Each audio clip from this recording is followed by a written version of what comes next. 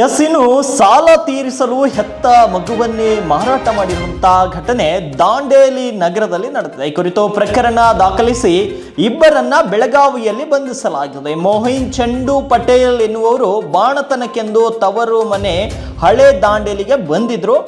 June 17ರಂದು ಇಲ್ಲಿನ ಸರ್ಕಾರಿ ಆಸ್ಪತ್ರೆಯಲ್ಲಿ ಗಂಡು ಮಗುವಿಗೆ ಜನ್ಮವನ್ನು ಕೂಡ ಕೊಟ್ಟಿದ್ರು. ಆದರೆ ಸಾಲ ತೀರಿಸಲು ಇವರು 3 ಲಕ್ಷ ರೂಪಾಯಿಗೆ ತಮ್ಮ 20 ದಿನದ ಹಸುಗೂಸನ್ನ ಬೆಳಗಾವಿ ಮೂಲದ ನೂರ್ ಅಹಮದ್ ಅಬ್ದುಲ್ ಮಜೀದ್ ನಾಯ್ಕ್ ಹಾಗೂ ಕಿಶನ್ ಶ್ರೀಕಾಂತ್ ಐರೇಕರ್ ಎನ್ನುವರಿಗೆ ಮಾರಾಟವನ್ನು ಮಾಡಿದ್ದಾರೆ. ಈ ವಿಷಯ ಸ್ಥಳೀಯ ಅಂಗನವಾಡಿ ಕಾರ್ಯಕರ್ತೆ ರೇಷ್ಮಾ ಪೌಸ್ಕರ್ ಅವರಿಗೆ ತಿಳಿದು ಇಲ್ಲಿನ ನಗರ ಠಾಣೆಯಲ್ಲಿ ಪ್ರಕರಣವನ್ನ ದಾಖಲಿಸಿದ್ದಾರೆ. ಇನ್ನು PSI ಅಮೀನ್ ಅತಾರ್ ಹಾಗೂ ಕಿರಣ್ ಪಾಟೀಲ್ ಅವರ ತಂಡ ಕಾರ್ಯಾಚರಣೆಯನ್ನ ಕೈಗೊಂಡು ಕೆಲವೇ ಗಂಟೆಗಳಲ್ಲಿ ಮಗುವನ್ನ ರಕ್ಷಿಸಿದೆ. ಅಲ್ಲದೆ ನೂರ್ ಅಹಮದ್ ಅಬ್ದುಲ್ ಮಜೀದ್ ನಾಯ್ಕ್ ಹಾಗೂ ಕಿಶಾನ್ ಶ್ರೀಕಾಂತ್ ಐರೇಕರ್ ಎನ್ನುವರನ್ನ ಬೆಳಗಾವಿಯಲ್ಲಿ ಬಂಧಿಸಿದೆ.